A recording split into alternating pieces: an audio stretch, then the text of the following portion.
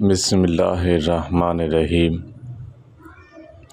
حضرت زید بن ولید سے روایت ہے کہ رسول اللہ صلی اللہ علیہ وسلم نے فرمایا کہ کوئی گری پڑی ہوئی چیز کے بارے میں آپ صلی اللہ علیہ وسلم سے سوال کیا گیا تو آپ صلی اللہ علیہ وسلم نے فرمایا 1 سال تک اس کا اعلان کرو، اگر اس کا مالک آ جائے تو ٹھیک، تو اسے واپس کر دو، ورنہ اسے اپنے خرچ میں شامل کر لو۔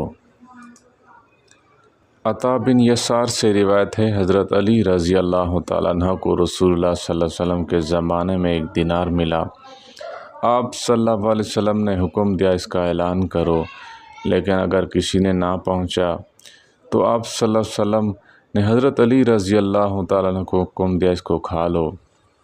پھر اگر اس کا مالک آ گیا تو آپ صلی اللہ علیہ وسلم نے حضرت علی رضی اللہ تعالیٰ عنہ کو حکم دیا کہ اسے واپس کر دو۔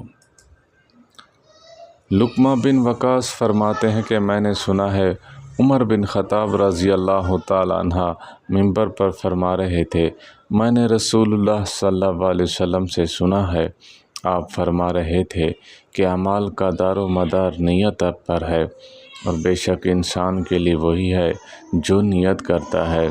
جس کی ہجرت اللہ اور اس کے رسول کی طرف سے ہوگی تو ہجرت اللہ اور اس کے رسول کی طرف سے ہی ہوگی، اور جس کی ہجرت دنیا عورت کے حصول کے لیے ہوگی تو اس کی ہجرت وہی ہے جس کے لیے اس نے ہجرت کی تھی۔ اللہ تعالی ہم سب کو عمل کرنے اور آگے پھیلانے کی توفیق عطا فرمائے۔ وآخر دعوانا ان الحمد للہ رب العالمین۔